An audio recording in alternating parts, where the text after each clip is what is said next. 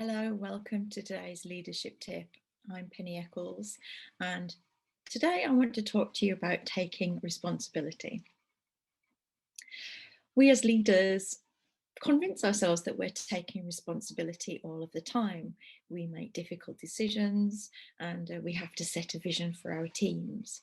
But something happened to me about 4 years ago that made me realise that actually it's very rare that we take real decisions.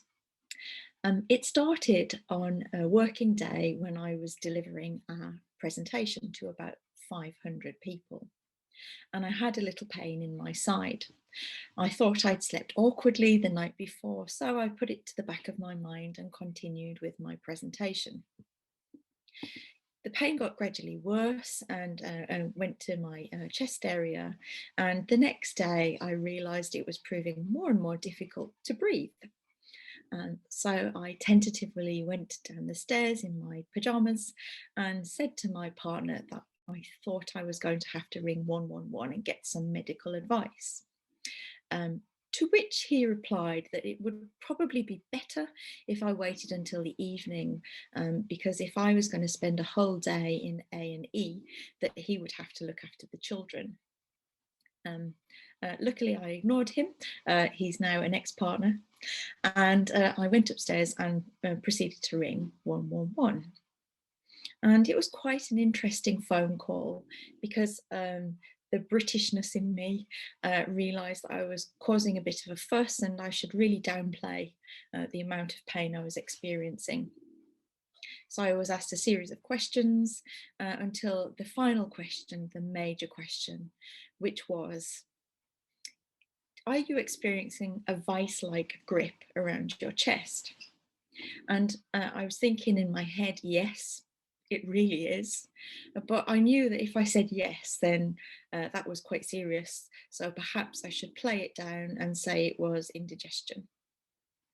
But I had this moment when I thought, no, today you're going to have to take responsibility for yourself. I always thought I was very good at making decisions, but actually in reality at work we have great teams that we can call upon. At home we have partners and friends and confidants that we can ask if we have a tricky situation. But here I was about to take responsibility for myself, and I did say, yes, it is a vice-like grip around my chest. At which point the lady on the phone said, right, there'll be an ambulance with you in 6 minutes. Make sure you're dressed and that you're ready to go to hospital. Which was a major shock. And I said, oh no, I'm sure it's fine. I'm sure it's indigestion. I'll be fine. Don't worry about me. And she said, no, it's coming and it's in 5 minutes now. Turns out I had a pulmonary embolism. And had I not have said yes to that crucial question, I don't know if I'd have been sitting here today. So we all need to take accountability, and as leaders that is absolutely true. But I want to share with you that you've got to take accountability for yourself, not just for your health, but your decisions in life. Are you happy? Are you getting the satisfaction you need out of your role? All too often we do make group decisions, and it's very rare that we will make real decisions about our life. So my invitation to you is to start thinking about making real decisions about the purpose in your life and where you want to take your career. Because you can only take responsibility for others if you've taken responsibility for yourself.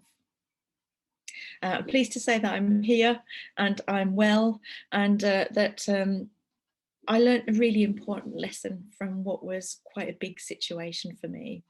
So I hope that you don't find yourself in that situation and that you're able to go forward, making real decisions, taking accountability and being the leader that you want to be.